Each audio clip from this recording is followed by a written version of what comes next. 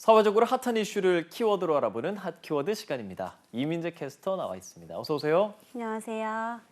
네, 최근 직장인들의 가장 큰 관심사 바로 근로시간 개편안이 아닐까 싶습니다. 정부가 근로 허용 시간인 주 52시간을 애초 69시간으로 늘리는 방안을 추진하다 여론에 부딪혀 재논의에 들어간 상황인데요.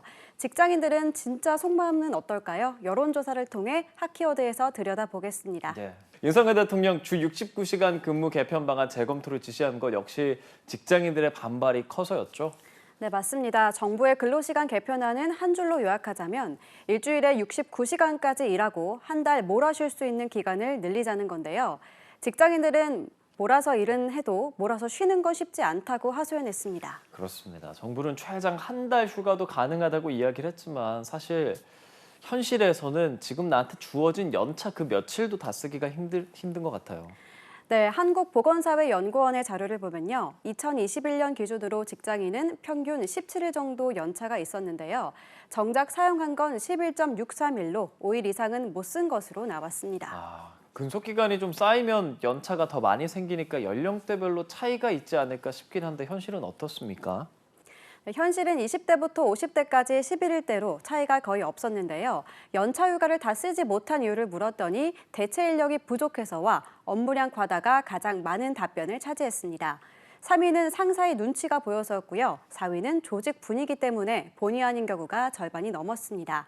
직장인은 나이와 상관없이 1년 동안 2주일을 채 못 쉰다, 이렇게 해석할 수 있는 거죠. 네, 이런 현실에 정부의 근로 개편안에 대해 불안감 클 수밖에 없었던 것 같습니다. 네, 맞습니다. 한국갤럽이 지난 14일부터 4일 동안 전국 18세 이상 남녀를 상대로 조사한 결과를 봐도 이런 불안감을 뚜렷합니다.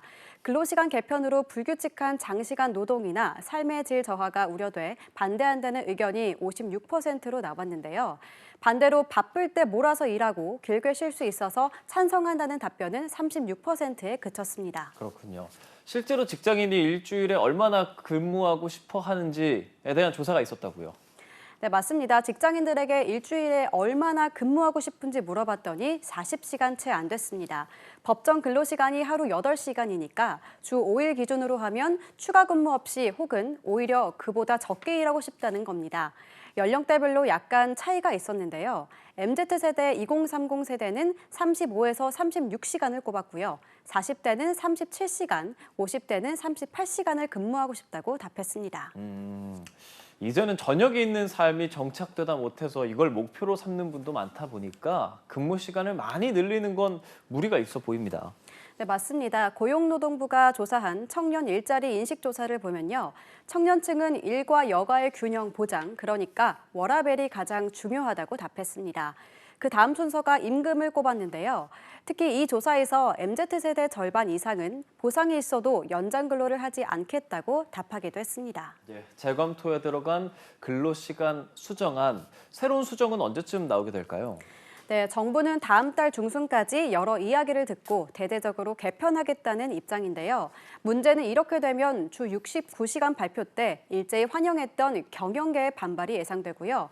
앞서 직장인이 원하는 근무 시간에서 본 것처럼 그래도 길다고 얘기하는 직장인이 만족할지 미지수와 진통이 예상됩니다. 여러 직군과 여러 세대별 그리고 경영계 바람까지 담길 새로운 근로제도 개편안 어떻게 꾸려질지 주목됩니다. 지금까지 핫키워드 이민재 캐스터와 함께했습니다. 오늘 고맙습니다.